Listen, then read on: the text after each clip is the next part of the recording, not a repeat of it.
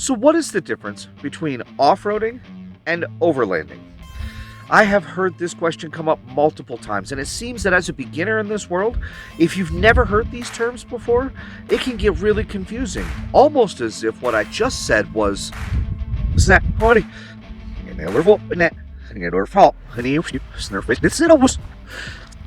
Now, the truth is, I have found that a lot of people view off-roading and overlanding as the same thing. The truth is, there is some differences between the two terms. So what are those differences? Well, you know what? Stick around. I'm going to explain it, and truthfully, I think you're going to enjoy it.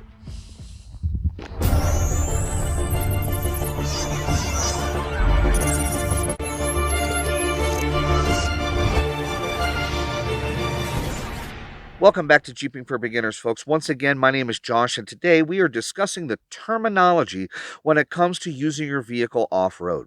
Now, most people who own a four-wheel drive are familiar with the term off-road, as since its invention, that has been its purpose, is to take your vehicle off the beaten path, either down a dirt road or as extreme as off-camber rock crawling. In recent years, we've developed more specific terms like trail running, rock crawling, mudding, or even overlanding. But what is the difference in what these terms mean? So let's talk about overlanding first. Overlanding is taking a self-reliant vehicle and adventuring to a destination where the journey to that destination is actually the main goal. Great examples of this that are probably the most famous are things like the Pan American Highway, the Transcontinental Divide, or even the Trans-American Discovery Trail. Off-roading, on the other hand, focuses on taking a vehicle over uneven, rugged, or natural terrain, with four-wheeling or rock crawling being the primary goal. Now, the best example I can think of this is the Rubicon Trail. Now, generally speaking, off-roading is usually completed in a very short amount of time, like a day or a weekend. Once you reach your goal, that's it. It's over. Whereas with overlanding, those tend to be much longer adventures, and those sometimes can last several days or more. Now, Mark Twain once referenced a version he found of overlanding as roughing it. Now, of course, what he saw as overlanding is completely different than what we see as overlanding, as that quote was more than 150 years old. But you know what? It got me to thinking that when it comes to overlanding itself, a lot of times that involves camping. And to this day, we still refer to camping as roughing it.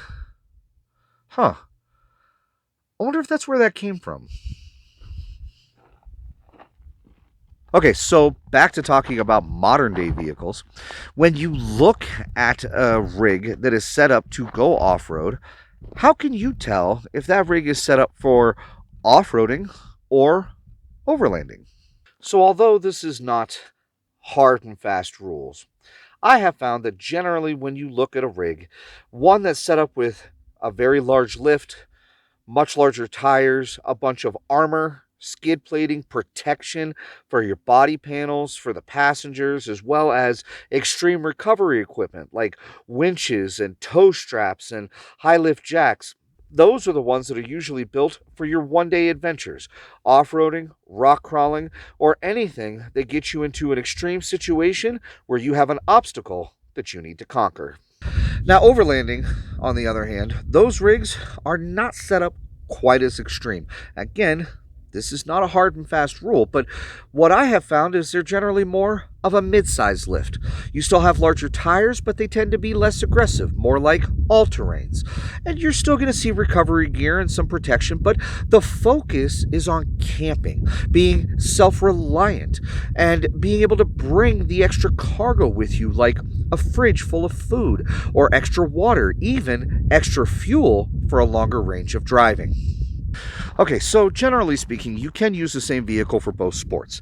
However, when you have a vehicle equipped or set up for overlanding, it tends to be a little bit heavier. So getting over the extreme terrain sometimes can be a little bit more difficult, whereas an dedicated off-road rig might be a little taller, but usually ends up coming in a little lighter, making it a little easier for the severe terrain, but a little less street friendly, therefore not really designed for those longer distances.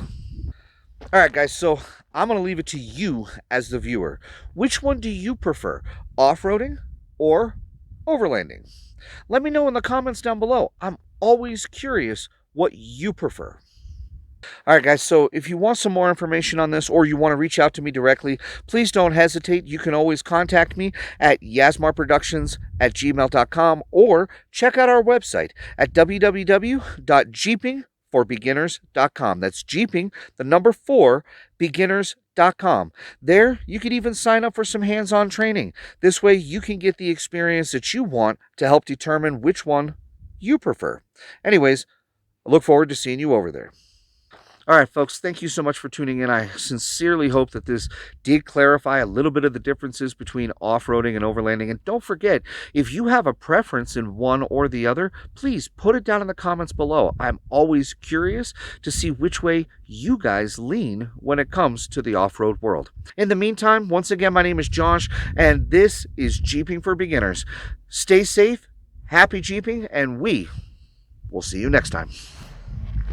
All right, guys, so for those of you who are playing our little scavenger hunt, did you catch the clues that was in that video?